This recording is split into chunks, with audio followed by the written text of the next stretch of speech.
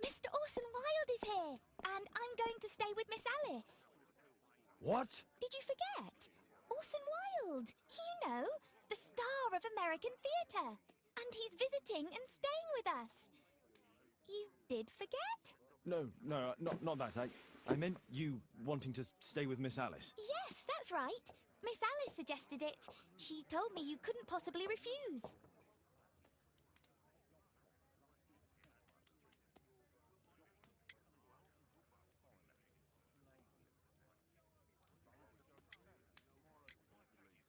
If it's really what you want. It's the perfect solution, Mr. Holmes.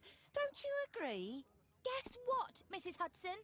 Mr. Wilde is here to study my father's character for his next play. And he won't be disappointed, will he? Father is so pig-headed. I can't believe it! The great Sherlock Holmes standing in front of me! I'm sure that our two brains will... Brains.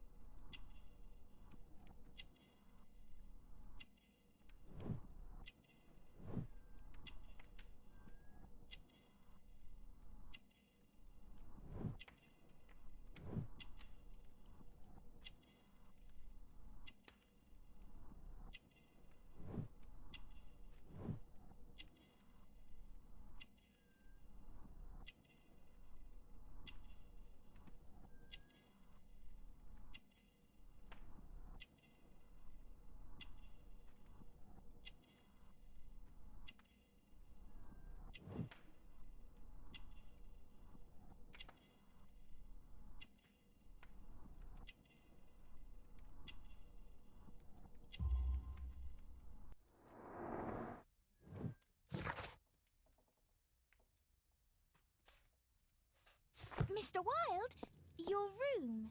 Charming. This is such a fascinating city.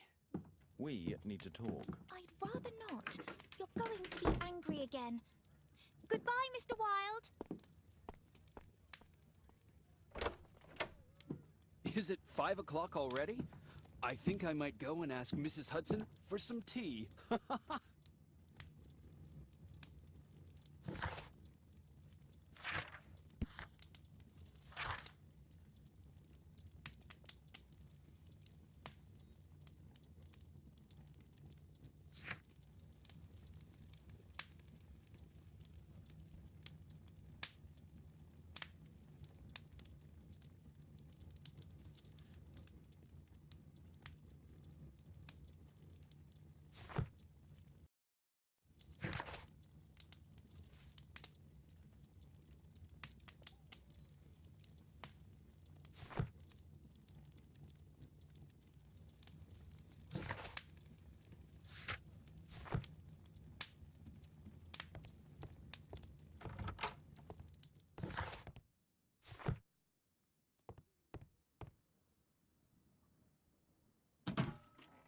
Wilde truly has a perfect disguise kit. Do actors really need all this?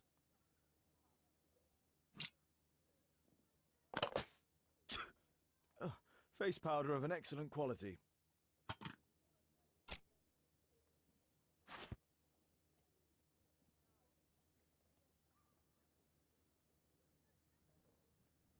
I use the same brushes for makeup. This must be grease paint. I forgot my hat. Father? I'm just checking, You've got something on your face. Is it makeup? It might be. Practicing my disguises, you know me.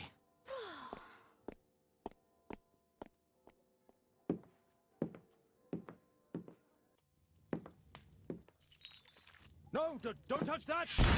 No!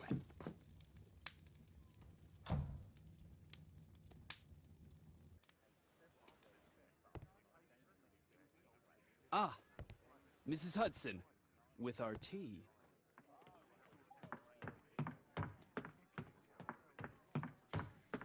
Not quite. We have a visitor. However, the lady is not so much angry as perplexed. Good day to you, gentlemen. My name is Mary Sutherland. I have come to you, Mr. Holmes, because I would give everything I have to know what has become of Mr. Hosmer Angel. Why the haste, Miss Sutherland? Mr. Hosmer Angel has disappeared, and my father, Mr. Winterbank, will do nothing. It makes me so angry.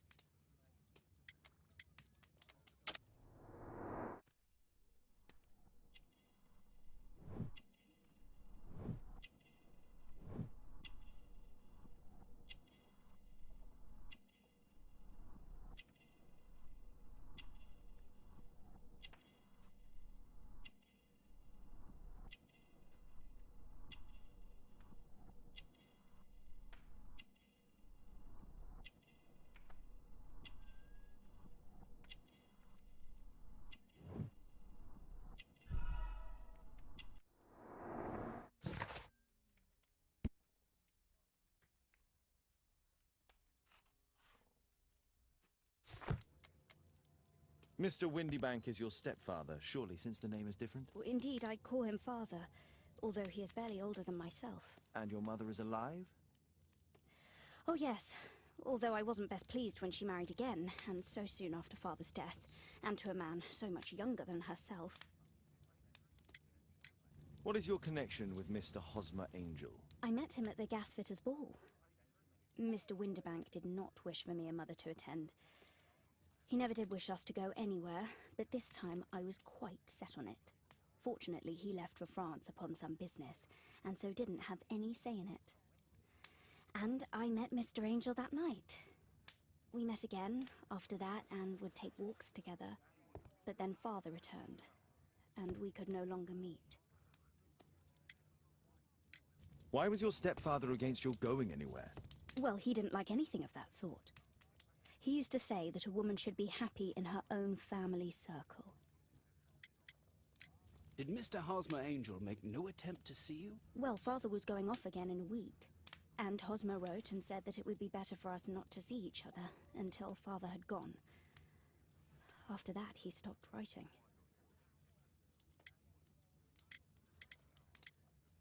Were you engaged? Oh yes, Mr. Holmes. Right after the first walk that we took. Where does Mr. Angel live?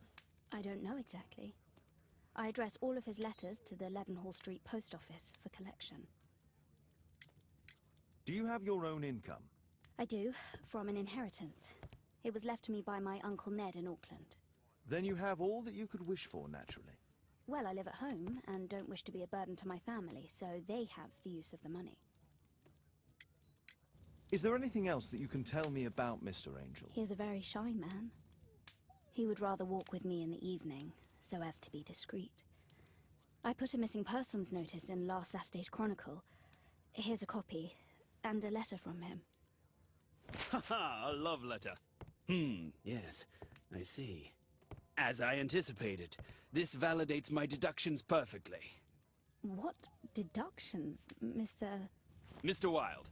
Holmes, tell her.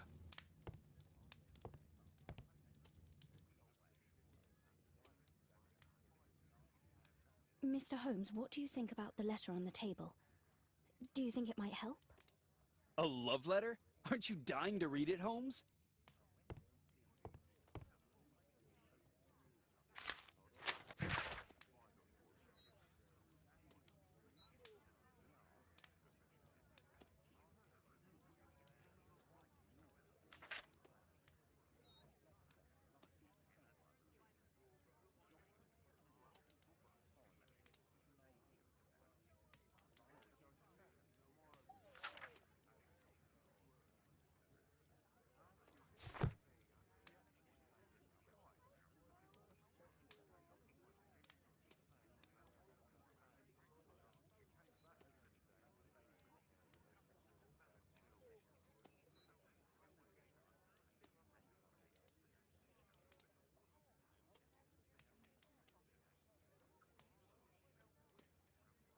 This is strange. The love letter is typewritten.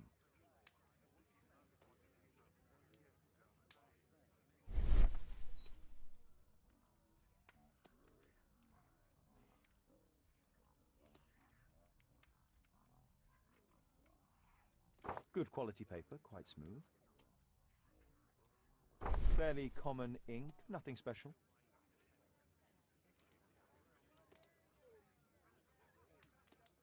I'm waiting for the moment when your stepfather leaves once more. We had a wonderful time together, didn't we, while your father was in France? Miss Sutherland only met with Hosmer Angel while the stepfather was absent. Hosmer Angel decided not to leave his signature. Let's study this letter more closely.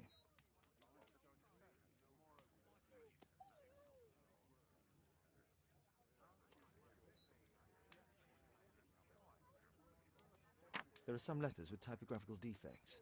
Miss Sutherland, do you have any other letters from Mr. Angel? Unfortunately not.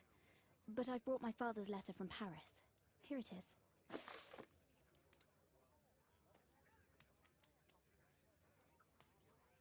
The stepfather's letter is also typewritten. Quite common paper with a light yellow tint.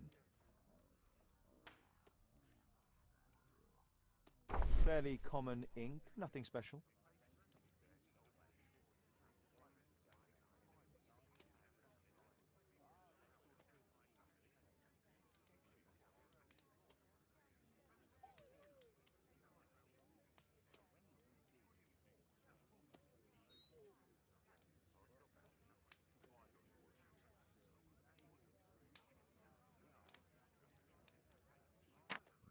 I hope that you'll be an obedient girl.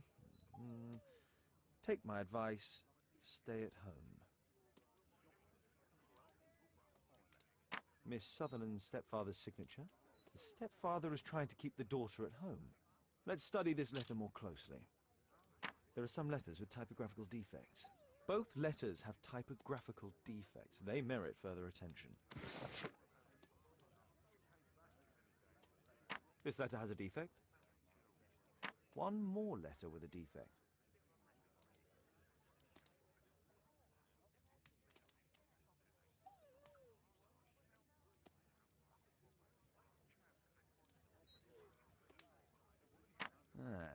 It's the same letter with the same defect in both instances. Another letter match with the same defects.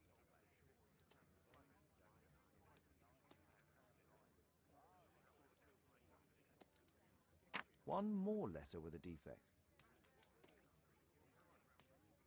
Another letter match with the same defects. So, based on the specific defects, we could say that these letters were composed on the same typewriter.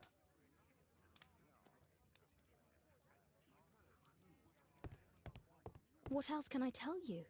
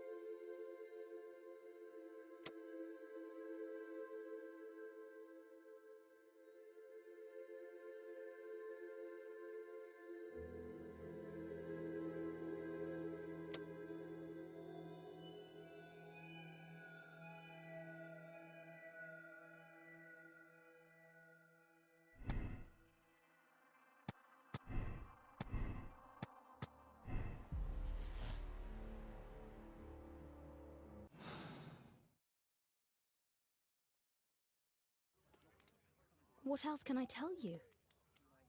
I think this case is fairly obvious, don't you, Mr. Holmes?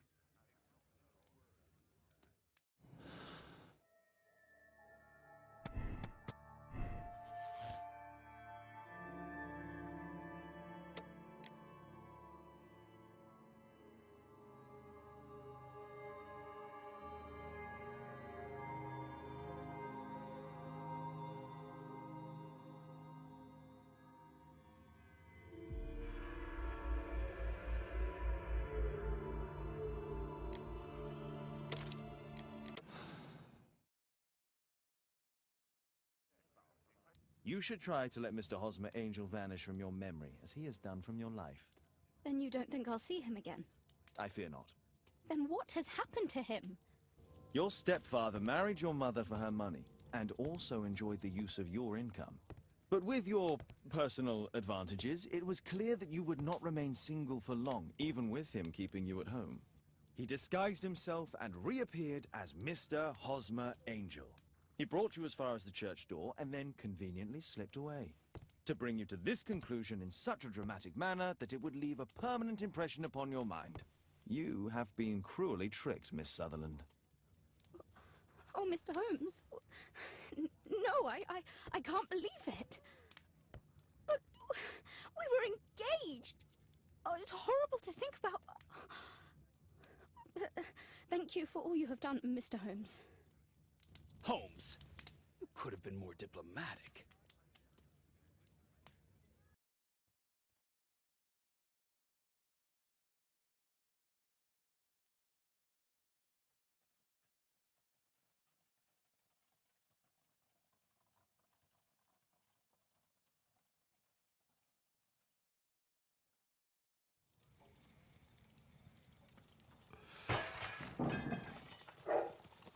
What is going on?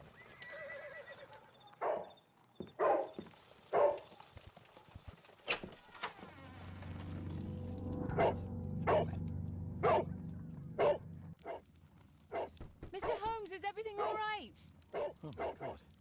Go back to your flat and stay there with Kate.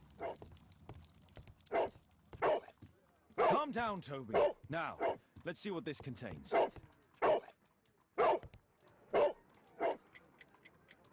It's ticking.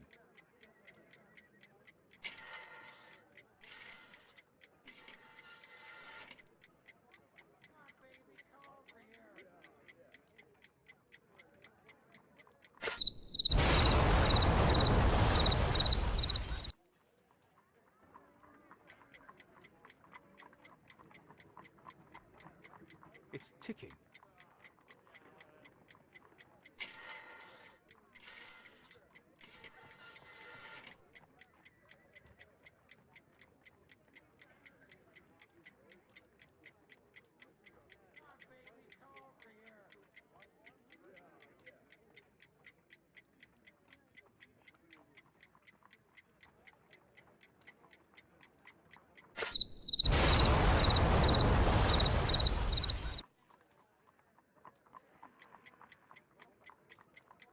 It's ticking.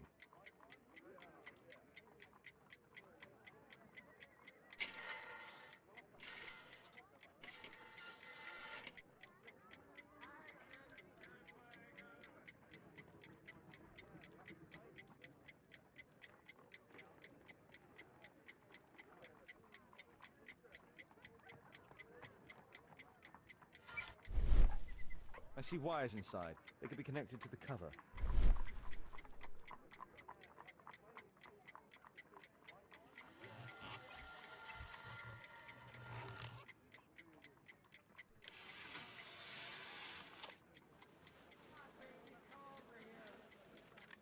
A fancy ticking homemade gift from a secret admirer.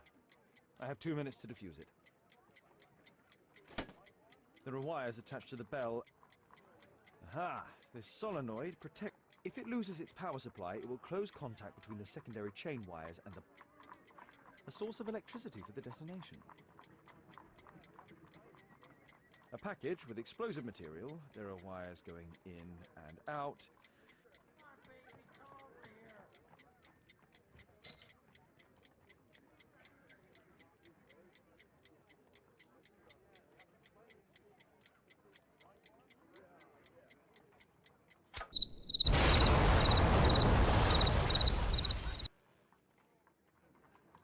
A fancy ticking homemade gift.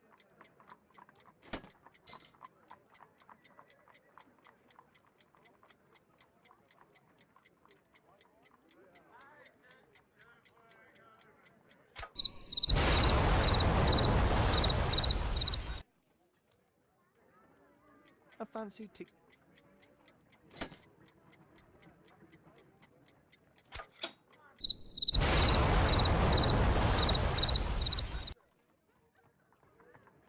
A fancy. Aha! This solenoid protects the bomb from being easily diffused. If it loses its power supply, it will close contact between the secondary chain wires and the bomb will explode.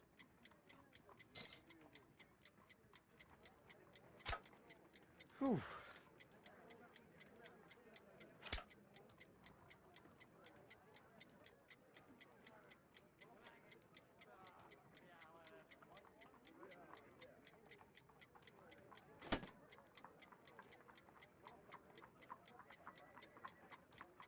A source of electricity for the detonation.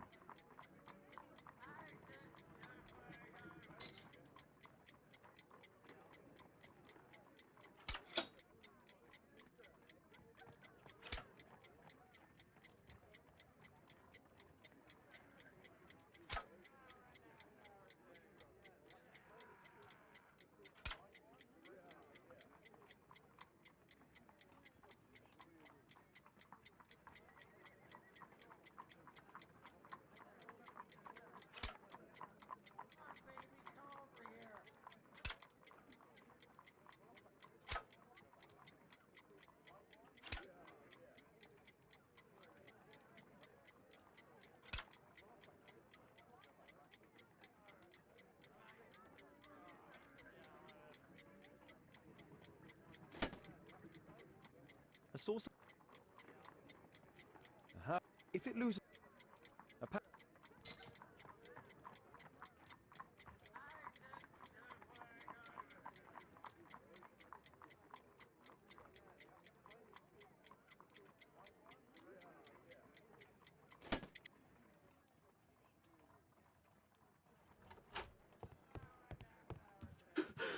What happened? just a small bomb. Somebody wants to kill me? What for? I don't believe that you were the target. Who then? Mr. Holmes, are you all right? I saw the bloke. I tried to catch him, but he escaped. Can you describe the man?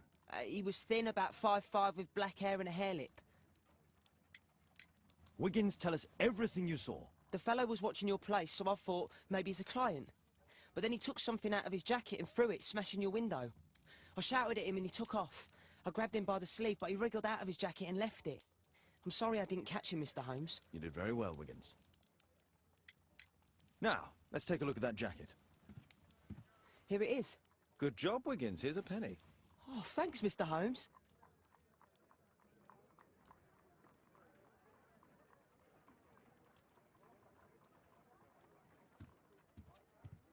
Who tried to kill me, Mr. Holmes?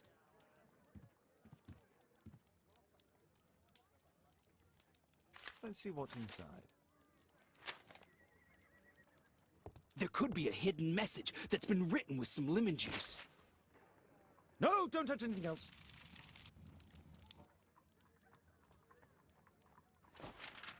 There are ink stains on this piece of paper. I could read the text with the help of my analysis table if Wilde hadn't already destroyed it.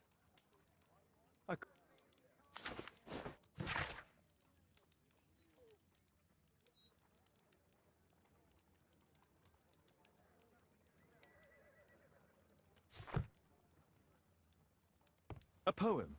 But what does it mean? This isn't a poem. It's a song called Rally Mohawks. That great moment when America rebelled against England's dominance. Then rally, boys, and hasten on to meet our chiefs at the Green Dragon. And I bet they hoisted a tankard of ale and invented a new nation. Along with deciding if this was the week they got to dump some tea into yon harbor. Why ever did he keep such a song in his pocket?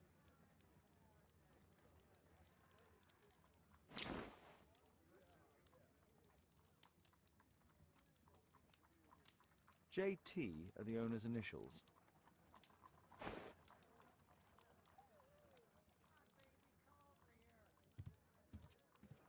Good job, Toby. Thanks to Wilde, my analysis table has been completely destroyed. Who tried to kill me, Mr. Holmes?